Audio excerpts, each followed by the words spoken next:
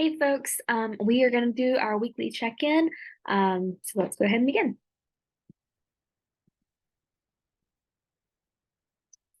Alrighty. So this week is looking really similar to the format of last week as well, where we have our Ed puzzles for lessons 11, 12, and 13. And we also have a discussion like last week as well. It's called the Quarantine Art Challenge, and we have Quiz 5 as well. So let's go ahead and get into those and what you're going to be doing this week. So if we go down to Module 5, we will see we've got our quiz 5, we've got our quarantine art, and then our lessons 11 through 13 ed puzzles. I want to click on the ed puzzles real quick, just because we do have quite a few this week that go along with our craft lesson specifically. So just take account. We do have several of these this week that we've got to do. Looks like I got that one on there twice, so I'll just leave that one real quick. But yeah, so we've got several other than just the 11, 12, and 13. We've got all this list here below. So please do make sure that you watch all of those. They are a lot shorter than our other videos that I've included before, but they are really important to watch. So just make sure that you do complete all of those.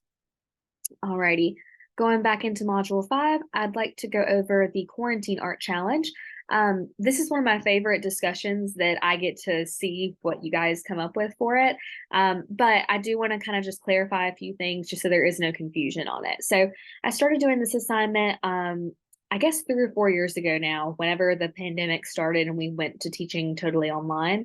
And this was not just something that I was doing, but this is just something the art community in general started doing. It is a challenge where on Instagram or Facebook or wherever, people were finding artworks that they would then recreate through photography and by like staging themselves. So this one does have to do with the photography lesson this week. So take account into that whenever you're watching that lesson. I kind of talk about where, it might be important to kind of think about it during the lesson and how you can maybe use it for this assignment. So let's just read through real quick. The COVID-19 pandemic closed museums around the world in 2020, and many responded by encouraging people to recreate works of art in their own homes. Many of these works were shared using the tag Between Art and Quarantine on Instagram. You can follow that link there if you'd like to, or if you have your own Instagram account, you can just type the hashtag into there and a bunch of them will come up. So let's have some fun exploring photography with this quarantine art discussion assignment. So first off, you need to find an artwork that you like. Really, you can choose anything that you want to, but I will say the more popular the artwork is, the better that it will work for this piece. You also need to make sure that you are choosing an artwork with multiple figure, or not multiple, but figures in the work. It doesn't need to be like just a solitary like landscape or especially like a single like pet portrait or a still life or something like that. I do want you to have figures in the work. You can use Google Art and Culture as always, or here's a bunch of links to different museums as well. Second, you need to strike a pose and photograph your piece. So you can enlist friends and family members for this. You can even get your dogs, cats, bunnies, etc. into the mix as well. However, I do want to stress this is not a like individual like pet portrait kind of thing. And I'll show you what I'm talking about here in just a second. If you're interested in recreating a portrait or a group scene, pay attention to the facial expressions. If you're reenacting a scene with multiple figures, pay attention to the poses and the angling and whatnot.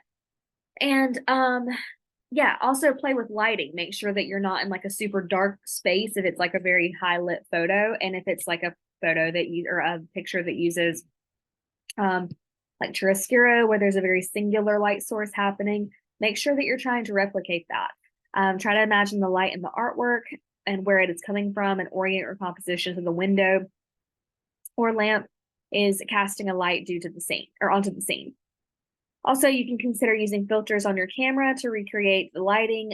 In bright daylight, windows offer a blue tinged light, while most lamps cast a warmer glow. You can use a smartphone camera or a digital camera to take the photo. If you're posing, have members of the household do it for you. If you live alone, use the front-facing camera on your smartphone or the camera on your computer. And you may want to do several and pick the best one from this. I would also like for you to unite the two photos together in some way. So you can either like put them together into like, stitch them together side by side, or if you just want to upload two photos, that's fine too. And then this is a discussion, so you just need to upload it to a thread. And for your reflection, tell us the title of the original artwork and the artist, why you chose this image, and what was the hardest part about recreating this image, about 100 words. And you need to respond to 3 classmates for this assignment, not just one like normal, it's 3 classmates. And I want you to note that, again, this is not a drawing or a painting reproduction of a painting. This is a photography assignment. So you are using your cameras. You're not like drawing a new composition or whatever it might be. The ideal image should contain a figure and at least several other objects, figures, animals, etc. Singular pet photos for this are cute, but they do not fulfill the requirements, and you will not get a good grade if you're just doing like a single pet portrait. So I want to show you some different examples of these and kind of what I'm talking about with the pet portrait thing, because I get those a ton. So between art and quarantine. All right. So here's some really good ones. I like this one a lot. And you just gotta get creative with it. It's not like you have to have like exactly what is in these paintings. You can do this with like as little or as much as you want to. It's kind of funny. This is a good way of like involving your pet and it kind of having like a little bit of a humorous aspect to it, but not like it only being the pet. Unless you're doing something like kind of funny. I'll try to show you another example of what I mean by that.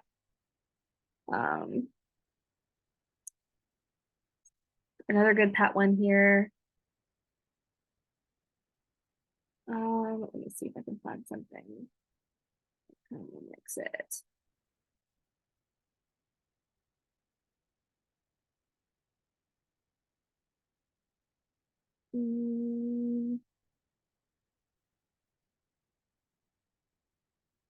Usually these are everywhere. Well, for example, though, like if you wanted to like, put a little blanket on your dog and like something on their head and make them like the figure in the work, I think that could be kind of funny to do. However, a lot of the times I get people who will just like have already a picture of like their dog or something, and they'll just type in golden retriever painting. And they, sometimes this is like not even a new picture. And then they'll just use something like this to be as their recreation, with just a regular like photograph of their dog that looks kind of like that. That's not what I want you to do for this. I want you to stage this and like make it as realistic to the painting as you possibly can. And you can also use sculpture if you'd like to as well. It doesn't have to just be a painting, but just taking a picture of your dog and finding something like this online that looks similar to your dog is not really going to cut this assignment, or something like this. It's just, I mean, it's cute, it's has its place for sure, but it's not really doing what this assignment needs us to do. And I think that's it as far as this assignment. The only other thing I wanted to remind you guys of is, and I made an email about this as well. I've been getting a lot of messages on Blackboard Messenger, which is like if you go down to messages right here and try to message me on there. That is not my primary form of communication, and I do not check Blackboard Messenger very often at all. It might be weeks, honestly, before I check the Blackboard Messenger. But if you'll email me at the email that I've provided down there using your Gaston College email address, I will respond to you within a day, unless it's the weekend or unless it's after 5. I'll get back to you, and sometimes even then, as soon as possible. So that's really the best way to communicate with me. Calling my office phone, again, kind of same thing. I'm very rarely in my office. I'm usually either off campus teaching or I'm on campus teaching, and the likelihood of catching me during my office hours is just not super likely. So I would really like to encourage you guys to just use your email for communication with me. If you need to set up a Zoom meeting with me, let's talk about it through email, not through Blackboard Messenger. But again, I keep getting those a lot, and they're, I try to get back to them as soon as I can, but honestly, it's just not something that I check very regularly. So I just wanted to send another reminder about that. And then also I am grading the art analysis papers. Like I said last week when you guys first turned them in, it is a longer process to grade these assignments. I am through 1.5 class periods right now, out of 3. So if you have not got your paper back yet, I do apologize. I'm getting them as soon as I can though. So just be patient with me, and you'll have your grade for that just, as soon as possible. So that is it for the check-in for this week. If you guys have any further questions on the assignments for this week, or just need any clarification on anything else, please feel free to reach out to me through email. And otherwise, I will see you next week.